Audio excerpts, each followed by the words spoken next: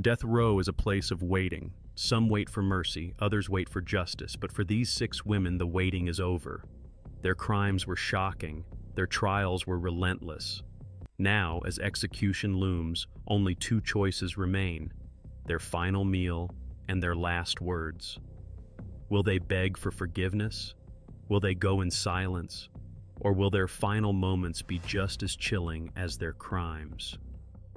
This is the last chapter of 6 women sentenced to die in February 2025. And this is how it ends. Christy Michelle Scott.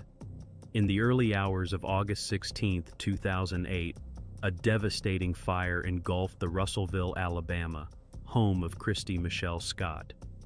While she and her younger son escaped unharmed, her 6-year-old son Mason tragically perished in the blaze. Investigators soon uncovered unsettling details. Just 12 hours before the fire, Scott had secured a $100,000 life insurance policy on Mason, adding to existing policies totaling $175,000. Further scrutiny revealed a history of suspicious fires linked to Scott, including incidents at her father's and grandmother's homes. Notably, in 2005, her own house caught fire twice in 1 week, though arson was never confirmed. During her trial in June 2009, prosecutors argued that Scott had intentionally started the fire to claim the insurance money. Despite her protests of innocence, the jury found her guilty on 3 counts of capital murder: 1 for the murder of a child under 14, another for murder during arson, and a 3rd for murder for pecuniary gain. The jury recommended life imprisonment without parole. However, on August 5, 2009, Judge Terry Dempsey overrode this recommendation, citing the heinous nature of the crime, and sentenced Scott to death by lethal injection. Wendy Andriano. In the early hours of October 8, 2000, a distress call was placed from a modest apartment in Phoenix, Arizona. Wendy Andriano reported her husband, Joe Andriano, gravely ill and unresponsive. Joe, battling terminal cancer, had been under Wendy's care.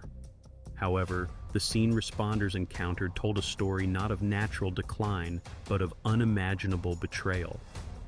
Evidence revealed that Wendy had administered sodium azide, a lethal chemical, in an attempt to poison Joe. When this failed, she resorted to bludgeoning him with a bar stool and inflicting a fatal stab wound.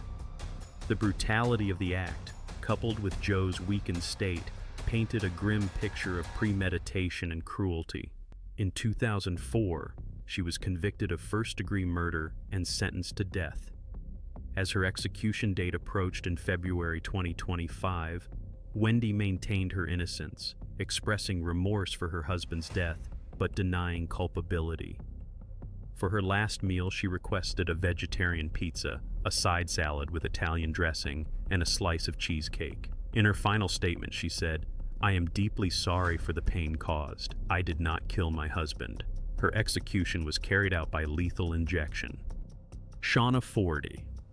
In May 2009, the quiet community of Arivaca, Arizona, was shattered by a brutal home invasion orchestrated by Shauna Ford, a self-proclaimed leader of the Minutemen American Defense, an anti-immigration vigilante group.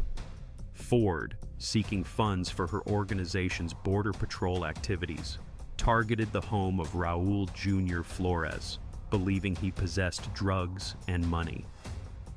Under the guise of law enforcement, Ford and her accomplices forced their way into the Flores residence during the early hours. The intrusion escalated into violence, resulting in the tragic deaths of Raul Flores, aged 29, and his 9-year-old daughter, Brisenia Flores. Brisenia was shot as she pleaded for her life, a chilling testament to the brutality of the crime. The case drew national attention, highlighting the dangers associated with extremist anti-immigration groups. In 2011, Ford was convicted on 2 counts of first-degree murder and sentenced to death. As her execution date approached in February 2025, Ford maintained her innocence, portraying herself as a political prisoner. For her last meal, she requested a cheeseburger with fries, a chocolate milkshake, and a side of jalapenos. In her final statement, she declared, "I am innocent of these crimes. History will judge the true criminals." Her execution was carried out by lethal injection. Michelle Lynn Michaud. In the late 1990s, Michelle Lynn Michaud and her partner, James Anthony DeVeggio, embarked on a series of heinous crimes across California. Their modus operandi involved abducting young women using a specially equipped van designed for assault. This crime spree culminated in the December 1997 kidnapping and murder of 22-year-old Vanessa Leigh Sampson, a college student from Pleasanton. Sampson was forcibly taken into their van, where she endured unimaginable torture, including sexual assault with curling irons, before being strangled to death. For her last meal, she requested fried chicken, mashed potatoes with gravy, and a chocolate milkshake. In her final statement, she expressed, "I am sorry for the pain caused, but was led astray." Her execution was carried out by lethal injection. Heather Levell Keaton. In the heart of Mobile, Alabama, a harrowing tale of child abuse and murder unfolded, leading Heather Levell Keaton to become the first woman sentenced to death in Mobile County.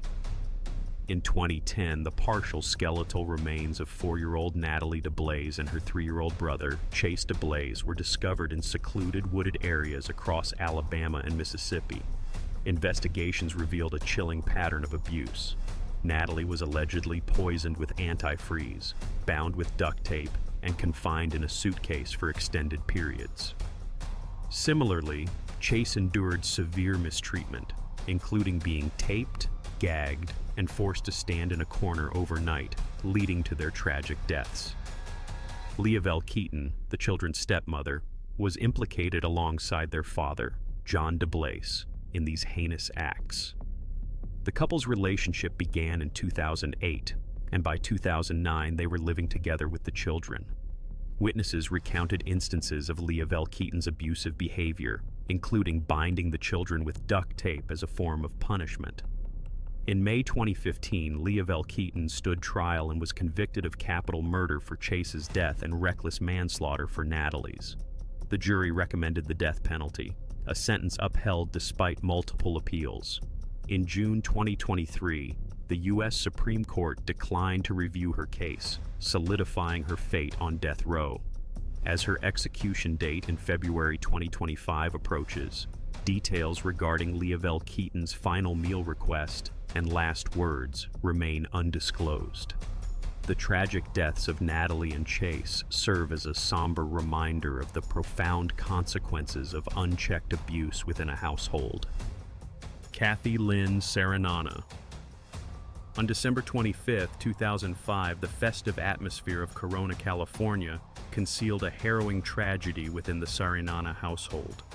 Kathy Lynn Serenana and her husband, Raul Ricardo Serenana, had taken in their nephews, Conrad Morales, 13, and Ricky Morales, 11, from Fresno, seeking a fresh start. However, this new beginning devolved into a nightmare of relentless abuse and neglect. The investigation unearthed a pattern of severe physical abuse inflicted upon both boys. Tragically, Conrad's body was later found in a storage unit in Texas, revealing the extent of the cruelty they endured. In June 2009, Kathy Serenana was convicted of first-degree murder and sentenced to death for her role in Ricky's death. Raul Serenana received a death sentence for Conrad's murder.